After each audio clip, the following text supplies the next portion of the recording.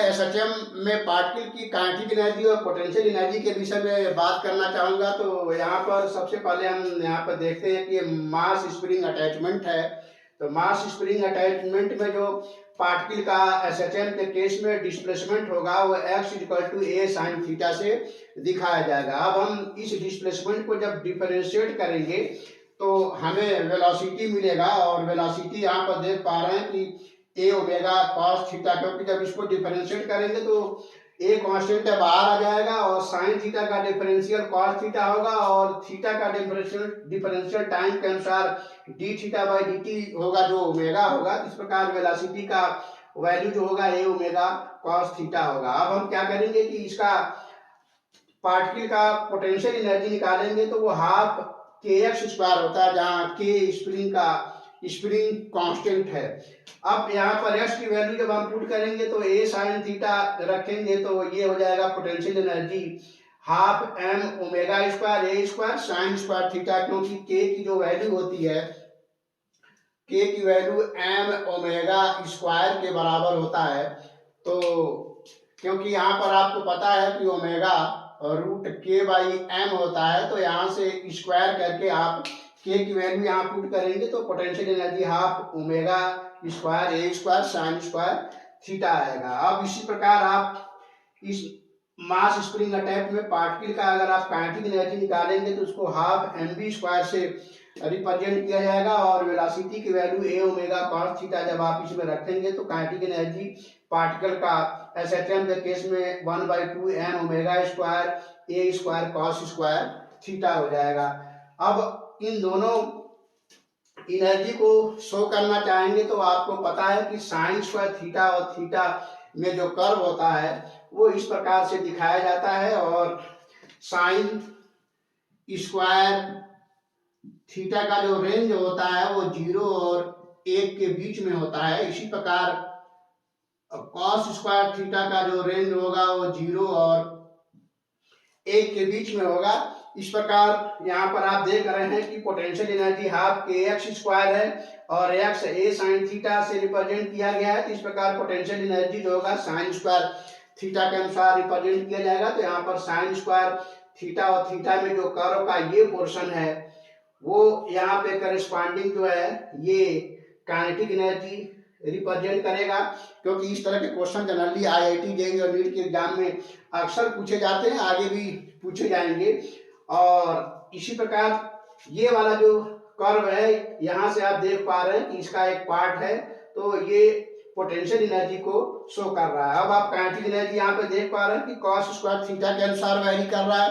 तो cos square theta के अनुसार वेरिएशन यहाँ पे आप देखिए कॉस स्क्वायर थीटा का ये कर्व है, तो काइनेटिक एनर्जी यहाँ पर कॉस स्क्वायर थीटा के अनुसार वेरी कर रहा है, इसलिए कॉस स्क्वायर थीटा का ये पार्ट यहाँ पर लेंगे तो ये काइनेटिक एनर्जी को रिप्रेजेंट करेगा। तो पोटेंशियल एनर्जी और काइनेटिक एनर्जी का जो वेरिएशन है ये काइनेटिक एनर्जी है और ये पोटेंशियल एनर्जी है, दोनों वेरिएशन एक साथ दिखाया गया है, और दोनों को जब ऐड किया जाएगा तो ये लाइन टोटल एनर्जी को दिखाएगा, क्योंकि टोटल एनर्जी जो होता है काइनेटिक एनर्जी और पोटेंशियल एनर्जी का सम होता है। यहाँ पर आप देख पा रहे हैं कि टोटल एनर्जी को लिखेंगे तो ये हो जाएगा kinetic energy plus potential energy का सम, और ये हाफ के इंटू ए स्क्वायर होगा, या half M omega square A square, और ये कांस्टेंट होता है इसलिए ये लाइन कांस्टेंट पास हो रही है।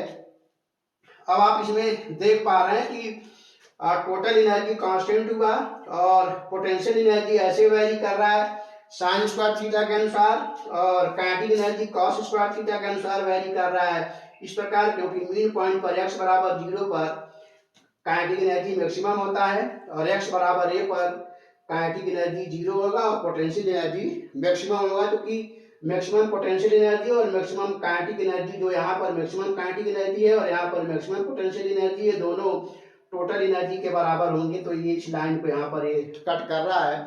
तो काइनेटिक एनर्जी एसएचएम में पार्टिकल का काइनेटिक एनर्जी और पोटेंशियल एनर्जी और टोटल एनर्जी का वेरिएशन जनरली आईआईटी जेईई और नीट के एग्जाम में अक्सर पूछा जाता है, तो हम समझते हैं ये कर्व का वेरिएशन आप यहाँ अच्छे से समझ पाए होंगे।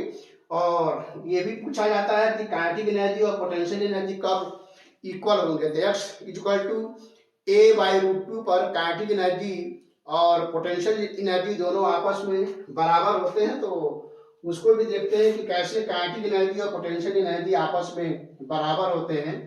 तो यहाँ पर मैं लिखता हूँ एस के किस वैल्यू के लिए काइनेटिक एनर्जी और पोटेंशियल एनर्जी आपस में बराबर होंगे। तो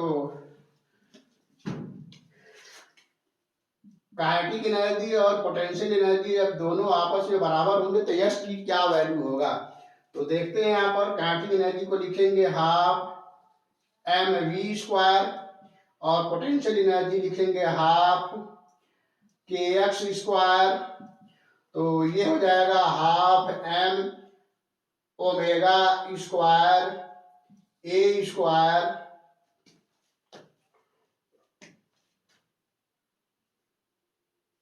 x²। तो ये हो जाएगा x²। और जैसा कि वेलोसिटी हमें पता है हाफ m और v की वैल्यू होता है ओमेगा रूट में a² माइनस x²। तो यहाँ पर मैं लिख रहा हूं वेलोसिटी आप जानते हैं a² माइनस x²। तो यहाँ पर वेलोसिटी का जब स्क्वायर करेंगे तो ये हो जाएगा ओमेगा² और ब्रैकेट में आएगा a² माइनस x²। अब यहाँ से हाफ m ओमेगा² इधर और हाफ m ओमेगा² इधर कैंसिल हो जाएगा। तो यहाँ पर आपको मिलेगा a² minus x² equal to x²। इस प्रकार ये x² इधर जाएगा तो ये हो जाएगा आपका 2x² और यहाँ मिलेगा x²। तो x की वैल्यू जब आप यहाँ निकालेंगे तो मिलेगा प्लस माइनस a/√2। तो इस तरह से काइनेटिक एनर्जी और पोटेंशियल एनर्जी यहाँ पर आप देख पा रहे हैं कि आपस में बराबर होंगे, जहां पर x की वैल्यू a/√2 आ रहा है।